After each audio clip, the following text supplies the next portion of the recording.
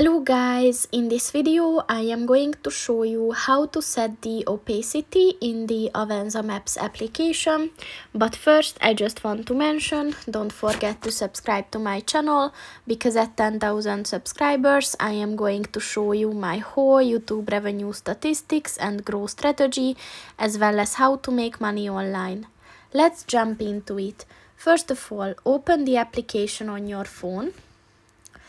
And then click on the settings button at the bottom of the page on the right. And then at the settings section, look for the display button and click on that. And at this section, look for the lines and areas style button and click on that. And at the middle of the page, look for the opacity button. And by dragging this white circle back and forth, you can set the percentage of this function, and yeah, just release it once you have the desired percentage. So that's pretty much it for this video, guys. See you in the next one. Goodbye.